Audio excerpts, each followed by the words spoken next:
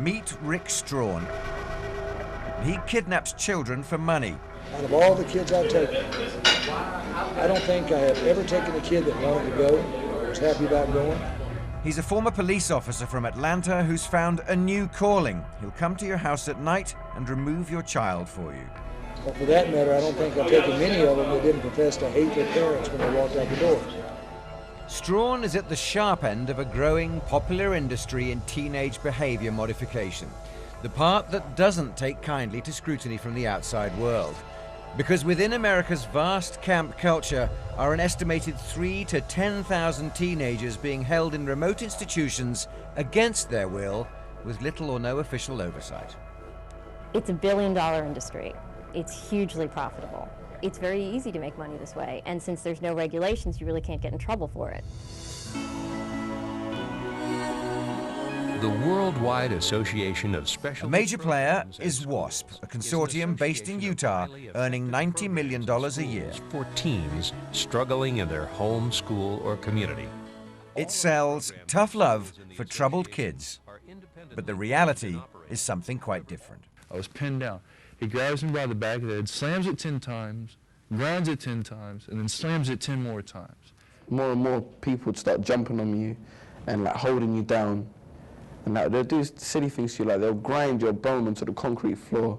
All your joints, they'll grind it into the floor. Under the Geneva Convention and the laws of the United States, many of these things can't be carried out in our federal institutions and are not being carried out against the detainees at Guantanamo Bay. This is a rare glimpse over the secretive WASP fence. The structures on the right are punishment cages. The only activity, repeated circular laps around a dusty yard. This for more than £20,000 a year per child. The road to WASP usually starts with parental worries about school, inappropriate friends, and sometimes drink or drugs. A cry for help is quickly answered online. There's often a diagnose your child's problem questionnaire. Does your teen struggle with basic family rules and expectations? Yes. Is your teen verbally abusive? No. Has your teen lost interest in former productive activities, hobbies, or sports? Yes. Do you have difficulty getting your teen to do simple household chores or homework? Who doesn't? With little effort and a touch of honesty, you've got an emergency on your hands. Your child is on the road to jail or worse, unless you act soon. Chase Woods is a classic example. He was just 13 when his mother and new stepfather sent him away to a WASP facility, first in the United States, then to another in Mexico. Things were not all that bad. Chase was having some issues at school. He was having problems with teachers. It was nothing too terribly new. And he was approaching an age where we felt like if something didn't shift, then he could get into trouble. From day one, Chase disappeared into a world of reward and correction. Simple misdemeanors such as talking, looking at another student, or asking to be excused meant immediate physical punishment. Thrown down and restrained for hours at a time. On this command, the command was what was it? So if I were to say, suelo, now if they would restrain you from this position, how would that happen? They'd pull your arm back because you would be like this, and they'd rest their knee in your shoulder blade, pull your arm back, and they'd grab you by the back of the head and slam it, and grind it, and slam it. And then if they had multiple people, it'd be like that, and you'd be back, somebody slamming your head, and somebody would squat down right in front of you like you're doing. Yeah. And grab me by the head and slam it, and then when they bounce it or go to grind it, it slaps sand in my face. How many people could there be? 1, 2, 3, 4, 5, 6. 6 or 7? 6 adults. My primary function as a parent is to protect my child. I failed. Now, what was the other one? Was it prayer position? Like how did that? Or with your arms out to the side like that. It just depends, you know. How many hours could you find yourself in that position? 12 to 14. 12 to 14 hours. Mm-hmm. And you have to keep on your toes. You couldn't rest back on your heels or like that or anything like that. You're engaged the whole time. Anybody you tell this kind of story to, they look at you like you're crazy. Like you've been in a war and you've been to Guantanamo Bay or Abu Ghraib or something. They don't know how to think about it. Long-term lasting changes are only made when teens are given enough time WASP programs claim to reunite families. When this is accomplished, the war is over, and the family structure can then be restored. But to this day, Chase and his mother barely speak. Hey. What's going on? I'm doing all right. We're supposed to have a talk. You look fabulous. Can we hug? The, Can I hold your hand? The other one? The gulf between them swims with anger on one side, guilt on the other. It has caused a distance between us that was never there before. I don't know if I can fix it. All I can do is just be who I am and hope that over time, you know, it works out.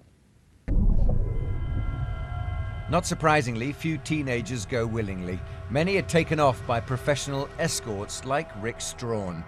Posing as parents with a difficult teenager, we secretly filmed him as he offered to snatch the child from his bedroom in the middle of the night and take him thousands of miles away. We'll do all the bookings, we'll arrange all the flights, we'll get everything, you just let us know when, and we'll set it all up. Strawn didn't ask for any evidence that the boy needed to be taken away, nor did he need any time to evaluate the child. We can do it on a couple of days' notice. really? Yeah. And he's perfectly happy to use handcuffs. I said, cuffs don't embarrass us. But they're very embarrassing and very humiliating. But probably most of all, they're very uncomfortable, the person that's going to wear them. Strawn has been in this business for 9 years and claims to have escorted more than 1,500 teenagers. The cost of this service, should we decide to hire him, $3,570. There are at least 20 such businesses in the US, yet neither they nor the facilities they take the children to are subject to any kind of oversight. Most of them are not licensed. Many of them have congregated in states that have no licensing laws at all. So they're more or less running free to discipline these children in whatever way they think is appropriate. 3 countries, Mexico, Costa Rica, and the Czech Republic, have shut down WASP operations, citing their repeated abuse of teenagers. But WASP maintains no official regulation is needed for its remaining facilities in America and Jamaica. And both Congress and the US Justice Department have refused to control the way WASP and its associated businesses treat children. The issue of legal control may be thorny, but it's also quite clear. Thus far, the US government is unwilling to impose any kind of regulation whatsoever on this billion-dollar industry. And it's not just American teenagers. Ashley Ruddock was held for a year and a half in WASP schools in Montana and Jamaica. He says it made no difference. He came out as angry as when he went in. Yeah, I'm angry. I was angry the whole time and still am angry that I've just wasted a year and a half of my childhood, basically. I missed out 2 years of my childhood. Silly. Now more than 80 parents and children have filed a collective lawsuit accusing WASP of abuse. The allegations include placement in isolation, being locked in small boxes and cages, being kicked, beaten, thrown or slammed to the ground, being bound and tied by hands or feet, and being forced to eat their own vomit. And they claim that in many instances, the abuse could be accurately described as torture of children. WASP's facilities tend to be located well away from prying eyes in remote and isolated locations. We asked to visit one so we could judge conditions for ourselves. WASP refused. Instead, its president, Ken Kay, provided us with a written statement in which he said, "The group of out-of-control teens our member schools deal with have a long history of distorting the truth, fabricating and manipulating. No one believes that abusing or mistreating anyone is proper," he says. "The only time any physical restraining should happen is when well-trained staff are involved to protect the well-being of a student, other students, staff or property. If all else fails," he goes on, "physical intervention should only be done to protect everyone and not as a punishment." Those claims will be tested in the lawsuit filed by former inmates like Chase Woods. If their claims of widespread and institutionalized child abuse are upheld, the entire multi-million-dollar brat camp industry could find itself on trial. Andrew Wilson, Sky News in Washington.